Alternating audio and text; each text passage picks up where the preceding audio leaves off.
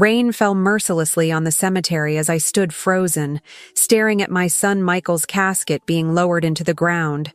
The hollow sound of water hitting the polished wood seemed to echo the emptiness spreading through my chest. At 66, I never imagined I would outlive my only child, Scarlett. I barely registered my husband Richard's voice beside me. After 35 years of marriage, I could sense something different in his tone. A coldness I'd never heard before, not even during our worst arguments. "We need to talk," he said, his hand gripping my elbow with unusual firmness. The mourners had begun to disperse, black umbrellas bobbing away like crows taking flight. My sister Jane lingered nearby, her concerned eyes fixed on us, but Richard steered me toward our car, away from anyone who might overhear.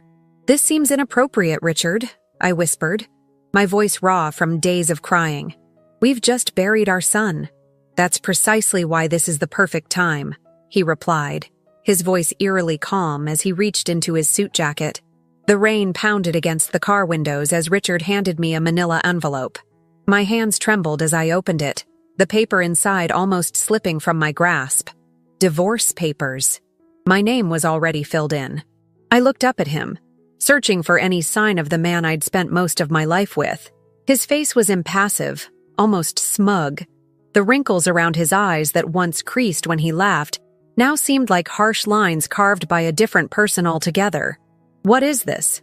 I asked, though the answer was painfully obvious. Richard's lips curved into what I could only describe as a smile. "Now that Michael is gone, nothing ties me to you anymore. I'm taking over his business, and his house legally belongs to me now." The words hit me like physical blows.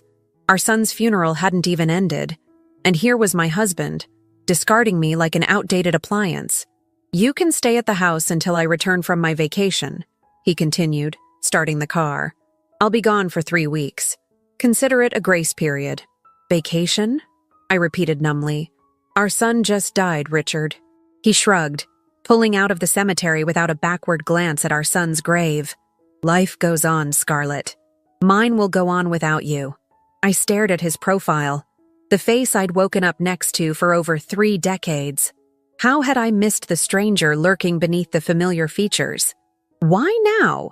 I managed to ask as we drove through the rain-soaked streets. "Why today of all days?" Richard's knuckles whitened on the steering wheel. "Because I've waited long enough." His voice dropped to a near whisper.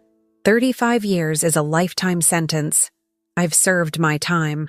My mind raced through our years together, raising Michael, building our life, the small business we'd started that our son had eventually taken over and transformed into a successful enterprise. Had Richard been unhappy all this time? Had I been blind to his resentment? "Where will I go?" I asked, shocking myself with the smallness of my voice. "That's not my problem anymore," he replied. "You're smart, Scarlett. You'll figure something out." When we arrived home, Michael's home, where we'd moved to help him after his wife left him 3 years ago, Richard immediately went upstairs to pack. I sat in the kitchen, the divorce papers spread before me, the ticking of the clock on the wall, the only sound breaking the silence. My son was dead. My husband wanted me gone. At 66, the life I'd known had crumbled within a week. That night, as Richard slept in the guest room, I lay awake staring at the ceiling. My grief for Michael was a physical pain, a hollowness that seemed to consume me from within. But now another emotion began to surface, a quiet, simmering anger. I thought about the phone call I'd received just 3 days before Michael's car accident. He had sounded anxious, asking to meet me privately to discuss something important about Dad and the business. We'd planned to meet for lunch the following week, a lunch that never happened. The next morning, I watched Richard pack his suitcase into his car. He handed me a house key. "I'll be back in 3 weeks, he said flatly. "Have your things out by then." As his car disappeared down the driveway, I stood in the doorway, still wearing the robe I'd had for over a decade, the robe he'd given me for Christmas years ago. I walked slowly back into the house, my son's house, feeling like a ghost. In the kitchen, I noticed Richard had left his coffee mug in the sink. 35 years, and he still expected me to clean up after him. I picked up the mug, my thumb tracing the faded logo of our original family business.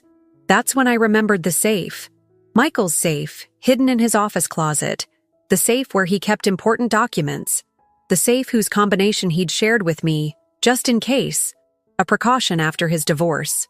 A quiet voice in my head whispered that I should look inside. That perhaps whatever Michael wanted to tell me might be found there. That maybe, just maybe, there was more to Richard's sudden betrayal than I understood. With trembling hands, I made my way to Michael's office. The room still smelled like him, a faint trace of the cologne I'd given him last Christmas. The last Christmas we would ever share. I slid open the closet door and pushed aside the hanging suits that Michael would never wear again. The safe was behind them, mounted to the wall. My fingers fumbled with the dial as I entered the combination. The door swung open. Inside, on top of a stack of folders, lay a sealed envelope with a single word written across it in my son's handwriting. Mom. My hands trembled as I stared at the envelope with my name written in Michael's familiar handwriting. For several moments, I couldn't bring myself to open it, afraid of what secrets my son might have kept from me. Finally, I took a deep breath and broke the seal. Inside was a letter and a small USB drive. I unfolded the pages, my heart pounding against my ribs as I began to read. Mom, if you're reading this, something has happened to me. Or I've finally gathered the courage to tell you the truth. I've been debating for months whether to burden you with this knowledge, but you deserve to know. Dad has been systematically draining money from the business for the past 2 years. At first, I thought they were accounting errors, but I've confirmed he's been moving substantial sums to private accounts. I confronted him 3 months ago, and he claimed it was for a surprise retirement plan for both of you. I wanted to believe him, but something felt wrong. I hired a private investigator who discovered Dad has purchased a beachfront property in Costa Rica under his name only. He's also been meeting regularly with Diane Miller, his former secretary. The USB drive contains copies of all the financial records I've gathered, including transfers to overseas accounts. I've also included recordings of conversations with Dad where he made alarming statements about starting fresh once he cuts ties with the past. I don't know what he's planning, but I'm worried about you. Please be careful. I'm meeting with our attorney next week to discuss options for protecting what's left of the company and your future. I love you, Mom. Whatever happens, remember, you're stronger than you think. Michael.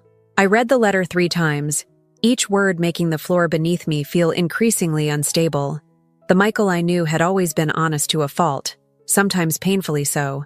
If he believed Richard was capable of this level of deception, there was likely truth to it. With shaking hands, I plugged the USB drive into Michael's computer. File after file of bank statements, property deeds, and email correspondences opened before my eyes. I'm not a financial expert, but even I could see the patterns. Money moving from our family business to accounts I'd never known existed. Then I opened an audio file. Michael's voice came through the speakers, followed by Richard's. Dad, these transfers don't make sense for tax purposes. Where is this money actually going? You're looking at this all wrong, son. I've worked my entire life building this business. I'm entitled to securing my future. Your future? What about Mom's future? This is her legacy too. Your mother has always been content to let others make decisions. That won't change now. The coldness in Richard's voice made me recoil. There were more recordings, snippets of conversations where my husband discussed freedom and new beginnings, with an eagerness that turned my stomach. As morning turned to afternoon, I sat in Michael's office piecing together the truth. Richard hadn't just suddenly decided to leave me. He'd been planning it meticulously for years. Our son had discovered his betrayal and might have paid the ultimate price for it. The thought hit me like a physical blow. Was Michael's car accident truly an accident? I pushed the horrifying idea away. Even Richard couldn't be capable of that. Could he? I slumped back in the chair, overwhelmed. What was I supposed to do with this information? Go to the police? Confront Richard? At 66, I'd never imagined having to untangle such treachery, especially not while mourning my child. My phone buzzed. A text from my sister Jane. Checking on you. Can I come by? Jane had always been my rock, the practical one who faced life's challenges head-on while I tended to smooth over conflicts. I needed her clarity now more than ever. Please come. I texted back.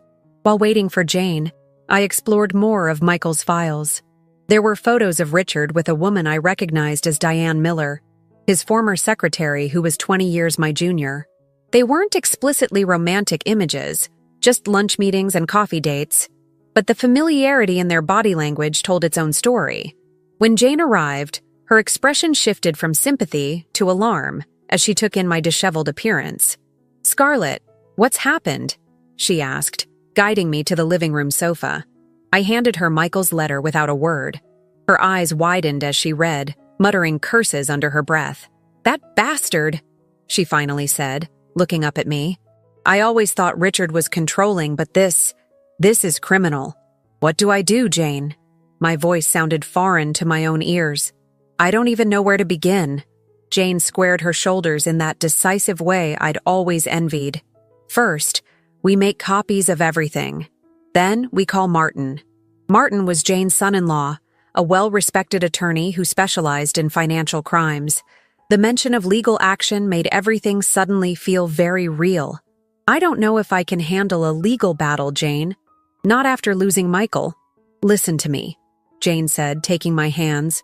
"Richard is counting on you being too devastated and too passive to fight back. That's why he chose this moment to strike. But you need to protect yourself." I nodded slowly, remembering Michael's words. "You're stronger than you think." Over the next few days, Jane practically moved in with me. Together with Martin, we meticulously documented everything on the USB drive. Martin's face grew increasingly grim as he reviewed the evidence. "Scarlett, Richard has been emptying company accounts and moving assets out of the country," he explained during one of our meetings. "Based on what I'm seeing, he's been planning this exit for at least 3 years." 3 years? I echoed. "That's around when Michael's wife left and we moved in to help him." Martin nodded thoughtfully. "Richard may have accelerated his plans once he had direct access to Michael's home and business records." Jane, who had been pacing the room, stopped abruptly. "What about Michael's accident? Could Richard have—" "No," I interrupted, unable to consider the possibility. "He couldn't do that." Martin's expression remained carefully neutral. "At this point, we should focus on securing your financial future. The rest, well, we'll cross that bridge if evidence leads us there." 1 week after Richard's departure, I found myself doing something I never imagined. Meeting with a forensic accountant and a private investigator. The woman Richard had left behind, the accommodating wife who avoided confrontation, was being replaced by someone willing to fight. That evening, as I was sorting through some of Michael's personal belongings in his bedroom, I found a small leather journal tucked between his mattress and box spring. Inside were detailed notes about his suspicions regarding Richard, dates of unusual financial activities, and observations about Richard's behavior. The last entry, dated just 2 days before the accident, sent a chill down my spine. Dad seemed agitated when I mentioned the Costa Rica property today. Said I was imagining things, but his hands were shaking. When I pressed about the overseas transfers, he made a strange comment. Some obstacles can't be negotiated with. Not sure what he meant, but something in his eyes scared me. Meeting with Mom next week. She needs to know everything. I sat on the edge of Michael's bed, my son's journal clutched to my chest, a cold realization washing over me. The obstacle Richard couldn't negotiate with was Michael's discovery of his plans. And now, our son was gone. My phone rang, startling me. Unknown number. "Hello?" I answered cautiously. "Mrs. Scarlett Barrett?" A woman's voice, unfamiliar. "Yes, speaking. My name is Cynthia Wells. I worked with your son at the accounting firm before he took over the family business. I think we need to talk. There's something you should know about your husband and your son's accident." My breath caught in my throat. "What about my son's accident?" Her voice dropped to almost a whisper. "It wasn't an accident, Mrs. Barrett, and I can prove it. We shouldn't meet at your house," Cynthia Wells insisted over the phone. "I don't think it's safe." Her words sent a chill through me. The idea that my own home, my son's home, might not be safe was yet another layer to this nightmare. "There's a small cafe on Maple Street, Rosie's Corner," she continued. "Can you meet me there tomorrow at 10 a.m.? Sit in the back booth near the emergency exit?" After agreeing, I hung up and immediately called Jane. Her practical voice was my anchor in the storm. "I'm coming with you," she declared after I explained the call. "And I'm bringing Martin. This is beyond suspicious." That night, sleep eluded me. I lay awake watching shadows crawl across the ceiling, my mind racing between grief for Michael and terror at what I might learn tomorrow. Had Richard, the man who'd slept beside me for 35 years, the father of my child, actually been capable of murder? The next morning, Jane picked me up early. She'd aged well into her 70s, her silver hair cut in a practical bob, her movements still decisive. She took one look at my face and pulled me into a fierce hug. "One step at a time, Liz," she murmured. "Whatever we learn today, you're not alone." Rosie's Corner was a cozy establishment that had been a fixture in our community for decades. I'd celebrated birthdays there, had countless coffees with friends, and once, long ago, Richard had proposed to me in that very cafe. The memory felt like it belonged to another woman's life. We arrived early. Martin, Jane's son-in-law, was already waiting outside, tall and distinguished in his navy suit. His presence gave me a sense of protection I desperately needed. "I'll order coffees and sit at a nearby table," he said after we entered. Close enough to hear, but not so close as to make her nervous. Jane and I slid into the back booth. My hands wouldn't stop trembling, so I clasped them around a mug of tea, hoping the warmth would steady them. At precisely 10 a.m., a slim woman in her 30s with auburn hair pulled into a tight bun approached our table. Her eyes darted nervously around the cafe before she sat down. "Mrs. Barrett?" she asked quietly. When I nodded, she continued, "Thank you for meeting me. I've been debating whether to come forward since it happened. You said Michael's death wasn't an accident," I prompted when she hesitated. Cynthia reached into her bag and pulled out a manila folder. "I was Michael's assistant at the accounting firm for 3 years before he left to take over your family business. He trusted me, which is why he reached out when he found irregularities." She slid the folder across the table. Inside were more financial documents, but also something I hadn't seen before: photographs of Michael's car after the accident. "Michael asked me to keep copies of everything in case something happened to his records," she explained. "But it's not just the financial evidence that's concerning." She pointed to the accident photos. "Look at the brake line. See this clean cut? That's not consistent with an accident or normal wear and tear." Jane leaned forward, her eyes narrowing. "Are you suggesting the brake line was deliberately cut?" Cynthia nodded grimly. "The police report listed it as a tragic accident, brake failure on a curve. But Michael had his car serviced just 2 weeks before. He was meticulous about maintenance." My chest tightened. "Did you take this to the police?" "I tried," she said, lowering her voice. "I spoke to Detective Ramirez, but the next day my apartment was broken into. Nothing was taken except my laptop and the original copies of these documents. The implications hung heavily in the air. If Richard had orchestrated Michael's accident, how far would he go to cover his tracks? There's more," Cynthia continued. "The night before his accident, Michael called me. He was agitated, said he'd confronted your husband again about the missing funds. He told me Richard had made a threat, not directly but implied. Something about removing obstacles. The phrase matched what I'd read in Michael's journal. My stomach turned. "Why would Richard do this?" Jane asked, her voice tight with anger. "Michael was his son." Cynthia hesitated. "Money, partially. But I think it was also about control. From what Michael told me, your husband couldn't stand the idea of being exposed, especially by his own son." As she continued sharing details, a numbness spread through me.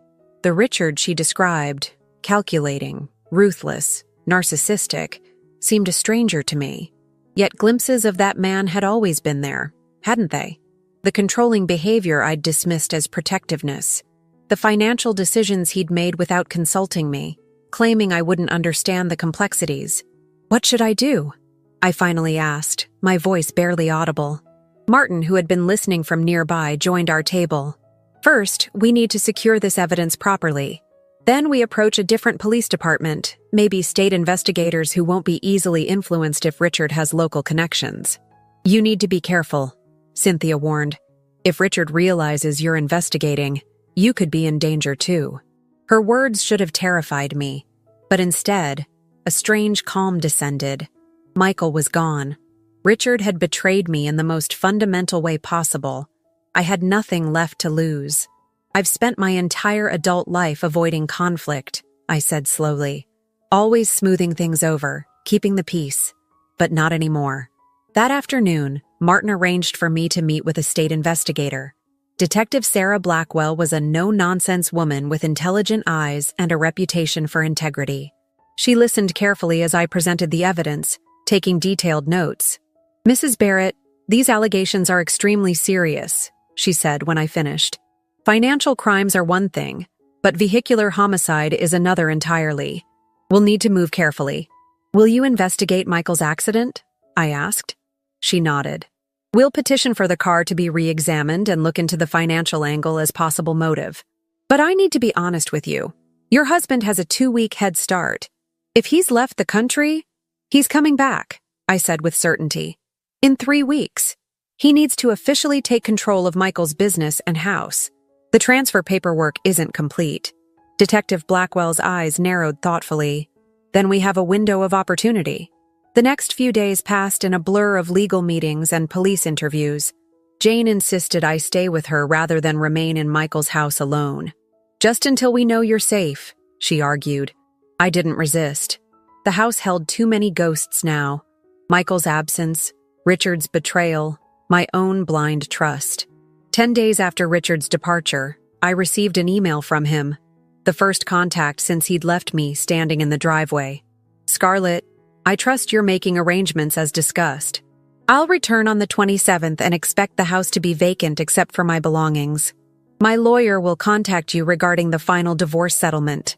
I'm being more than generous considering the circumstances. Richard." No mention of our son. No acknowledgement of our shared grief. Just cold, practical details as if we were dissolving a business partnership rather than a 35-year marriage. I forwarded the email to Detective Blackwell, who confirmed they would have surveillance in place when Richard returned. But the waiting was unbearable. "You need something to focus on," Jane said one evening as we sat in her garden. "Something besides Richard and the investigation." She was right. I'd spent decades being Richard's wife, Michael's mother. Without those roles, who was I? The next morning, I drove to our original family business location, a small office building now owned by a real estate company.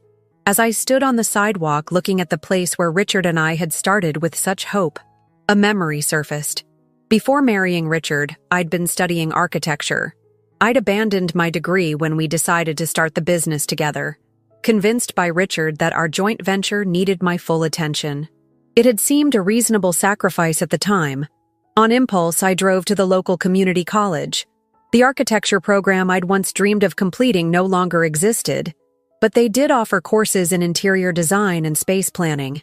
Our continuing education programs are quite popular with seniors, the admissions counselor told me, handing over a course catalog. "Classes start next month." I left with registration forms, and for the first time since Michael's death, a small spark of possibility. That evening, Jane found me at her dining table surrounded by course catalogs and financial paperwork. "What's all this?" she asked. "I'm planning," I replied, looking up. "For after." She nodded in approval. "Good. Richard doesn't get to determine your future." 2 days before Richard's scheduled return, Detective Blackwell called with an update. "We've made progress, Mrs. Barrett. The forensic examination of Michael's car confirmed tampering with the brake line, and we've tracked some of the missing funds to an account in Panama." My heart raced. "So you can arrest Richard when he returns?" "We're building the case," she said cautiously. "But we need to be strategic. Your husband is coming back believing he's won. People are careless when they think they're untouchable." "What do you need from me?" I asked. There was a pause before she answered. "We'd like to wire your house, audio surveillance, and we need you to meet with Richard when he returns." Fear gripped me at the thought of facing Richard, knowing what I now knew. "You want me to confront him?" "Not exactly," she replied. "We want you to play along, make him think you're defeated, compliant. The more comfortable he feels, the more likely he is to incriminate himself." Could I do it? Could I face the man who had possibly murdered our son and pretend I knew nothing? I'll need to think about it, I said finally. That night, I couldn't sleep. I wandered Jane's house restlessly, eventually finding myself in her study looking at old family photographs. There was Michael at his high school graduation, his arm around me, Richard standing proudly on his other side. There we were at the grand opening of our first business location, cutting a ribbon together, our faces alight with possibility. Had Richard been planning his escape even then? Had our entire life together been a calculation on his part? In the early hours of the morning, I made my decision. I would meet with Richard. I would look into the eyes of the man who had shared my bed for 35 years and possibly taken our son's life. I would find the truth, whatever it cost. I called Detective Blackwell at first light. I'll do it, I told her. I'll meet with Richard when he returns. Are you certain? She asked. It could be dangerous. I'm certain, I replied, surprised by the steadiness in my voice. It's time I stopped hiding from confrontation. We arranged for technicians to set up surveillance in Michael's house the following day. The plan was for me to return there, making it appear as if I'd never left, as if I were still the same passive Scarlet that Richard expected to find. As the day of Richard's return drew closer, a strange sense of calm settled over me. Detective Blackwell had coached me on what to say and how to behave. Play vulnerable, appear defeated, don't push for information. The night before Richard's scheduled arrival, I returned to Michael's house. It felt different now, knowing it was under surveillance, knowing that in less than 24 hours, I would come face to face with a man I no longer recognized. I moved through the quiet rooms, touching Michael's belongings, drawing strength from the memory of my son. In his office, I opened the safe once more and removed a small item I'd discovered among his personal effects. A voice recorder disguised as a pen. Detective Blackwell had her official surveillance, but I wanted my own insurance. That night, I slept in Michael's room, surrounded by his things. As dawn broke, I stood before the mirror studying my reflection. A 66-year-old woman with silver-streaked hair and tired eyes.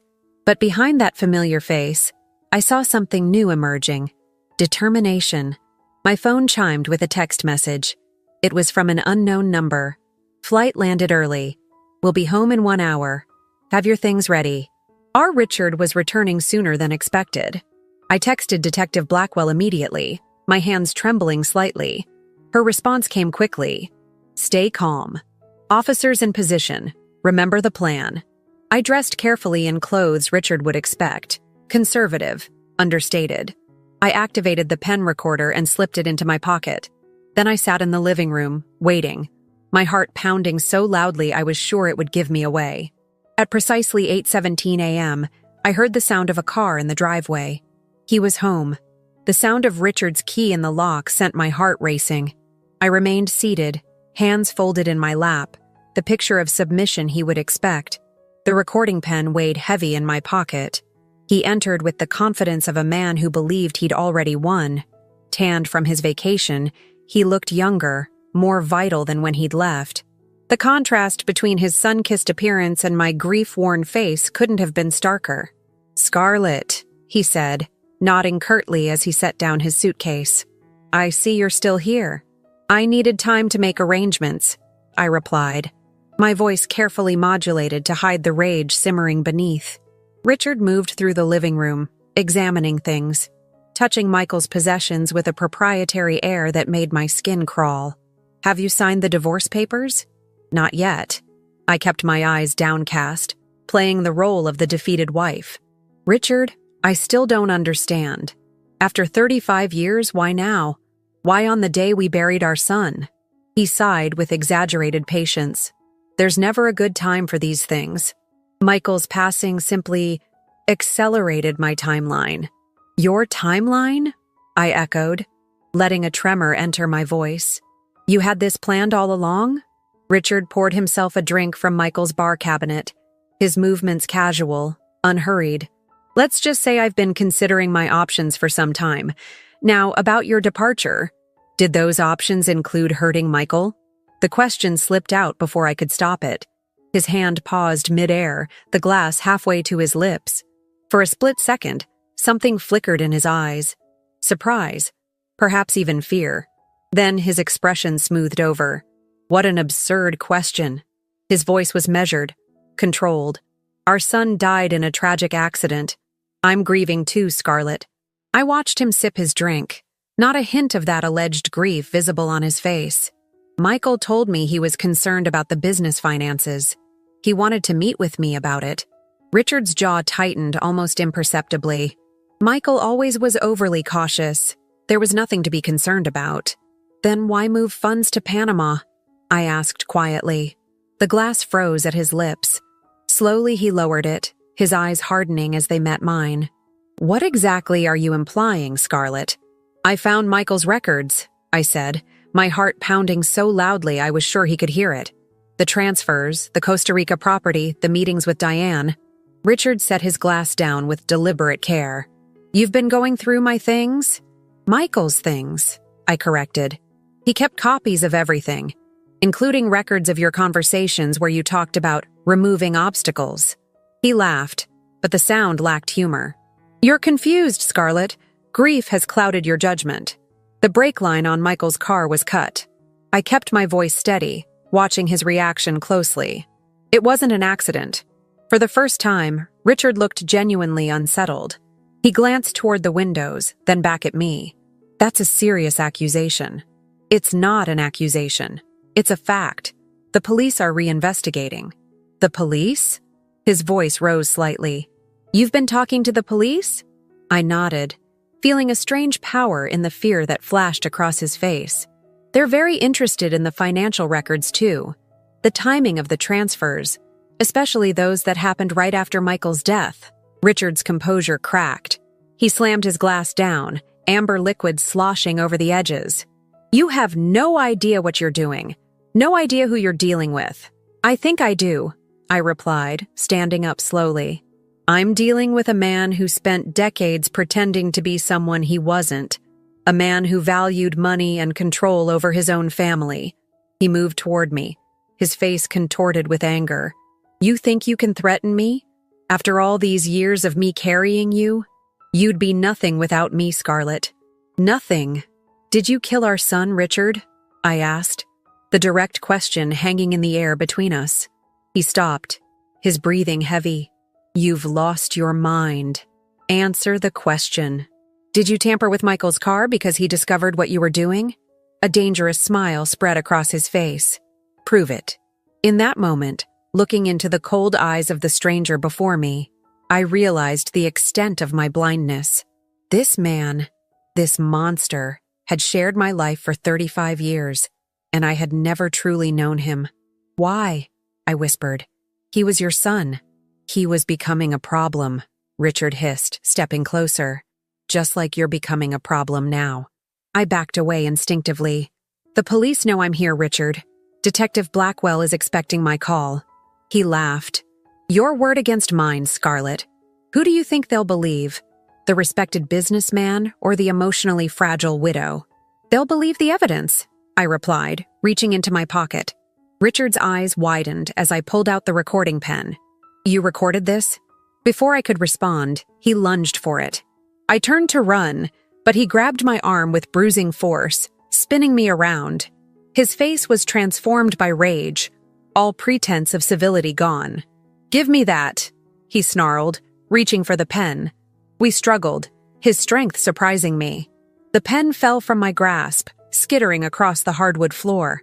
Richard shoved me aside, sending me sprawling as he moved to retrieve it. It's over, Richard, I managed, trying to regain my footing. He towered over me, the pen clutched in his fist. You're right about that. As he advanced toward me, his intent clear in his eyes, the front door burst open. Detective Blackwell entered, weapon drawn, flanked by 2 officers. Richard Barrett, you're under arrest for the murder of Michael Barrett and financial fraud, she announced. Richard froze, his face a mask of disbelief. This is ridiculous. She's setting me up. As the officers handcuffed him, Detective Blackwell helped me to my feet. Are you all right, Mrs. Barrett? I nodded, watching as the stranger who had been my husband for 35 years was led away, still protesting his innocence. We heard everything through the surveillance, she assured me, and we have the financial records. He won't get away with this. As Richard was escorted past me, he leaned in, his voice a venomous whisper. "This isn't over, Scarlett." But looking into his eyes, I knew it was.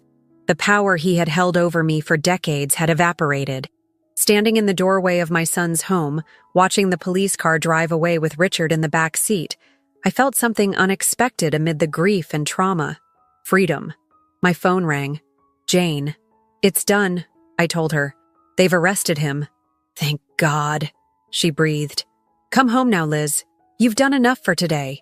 As I turned to leave, my gaze fell on a photograph of Michael on the side table. My beautiful boy, smiling brightly, unaware of the betrayal that awaited him. "I did it, Michael," I whispered to his image. "But this is just the beginning." Little did I know how right I was. Richard's final threat wasn't empty. He had one last devastating secret that would turn my world upside down yet again. The weeks following Richard's arrest passed in a blur of police statements, meetings with prosecutors, and legal paperwork. My husband, soon-to-be ex-husband, was denied bail, deemed both a flight risk and a potential threat to me. The evidence against him mounted. Forensic proof of tampering with Michael's car, financial records showing systematic theft, and most damning of all, his own recorded confession. Yet amid the chaos, I found moments of unexpected peace. Jane had become my constant companion, her steadfast presence a reminder that I wasn't alone. Martin handled the legal complexities with compassion and skill, shielding me from the worst of it. 1 month after Richard's arrest, I was sorting through Michael's papers when Detective Blackwell called. "Mrs. Barrett, we found something you should know about," she said, her voice unusually gentle. "Could you come to the station tomorrow?" The next morning, Jane drove me there, her hand squeezing mine reassuringly as we entered the building. Detective Blackwell led us to a private conference room where a middle-aged man in a suit waited. "This is Nathan Reynolds from the Insurance Fraud Division," she introduced. "Mrs. Barrett," he began, "in the course of investigating your husband's finances, we discovered several life insurance policies. 3, to be exact." I nodded. Michael and Richard both had policies. Standard practice for business owners. "Yes, but there's a third policy we believe you weren't aware of," Reynolds continued. "A policy on your life, taken out by your husband 5 years ago." The words hung in the air as their meaning sank in. "The payout is substantial, $2 million, he added. "But I'm alive," I said, confusion clouding my thoughts. Detective Blackwell leaned forward. "We believe that was about to change, Mrs. Barrett. Your husband returned early from his trip, before our surveillance was fully in place. In his luggage, we found a vial of potassium chloride, untraceable in an autopsy if administered correctly. It would have appeared like a heart attack." The room tilted momentarily. Jane's arm went around my shoulders. "His plan was comprehensive," Reynolds continued. "After Michael discovered the financial irregularities, Richard accelerated his timeline. He needed to eliminate Michael, divorce you, and then stage my death," I finished, the horrifying truth crystallizing. "To collect the insurance before disappearing to Costa Rica. My son hadn't been the only target. I had been next." Later that evening, sitting in Jane's garden, I felt strangely calm.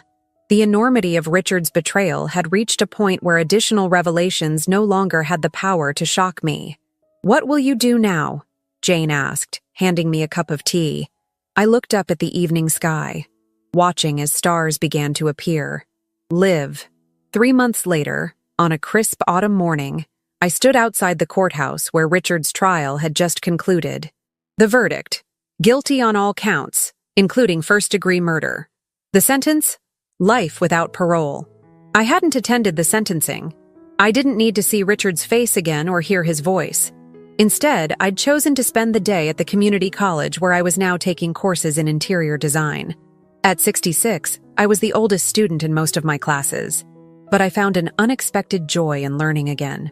My first project, redesigning a community center for domestic violence survivors, had received the highest grade in the class. As I walked across the campus, phone calls and messages of support poured in. The insurance money from Michael's policy had been released now that the trial was over. Combined with my portion of the business assets that had been recovered, I had more financial security than I'd ever expected at this stage of life. But it wasn't money that gave me purpose. It was the future I was building, a future Richard had never imagined I was capable of creating. That evening, I hosted a small gathering at my new apartment. Jane was there, along with Martin and his family. Cynthia Wells came too, the brave young woman whose testimony had been crucial in Richard's conviction. Detective Blackwell stopped by briefly, bringing a bottle of wine and a genuine smile. "To Michael," I said, raising my glass in toast, "who protected me even after he was gone. And to you, Scarlett," Jane added, "who found the courage to fight back." As my guests chatted around me, I slipped away to the balcony. Below, the city lights twinkled against the gathering darkness. Somewhere in those lights were other women trapped in relationships built on control and deception. Women who, like me, might one day need to find their voice and their strength. In the morning, I would meet with a foundation that supported older women rebuilding their lives after loss or divorce. They'd asked me to share my story, to help others who might be facing similar challenges. My story. Not as Richard's wife, or even as Michael's mother, but as Scarlett Barrett, a woman who, at 66, had finally discovered who she truly was. The night air was cool against my skin as I looked up at the stars. For the first time in decades, the future wasn't something to fear or endure. It was something to embrace.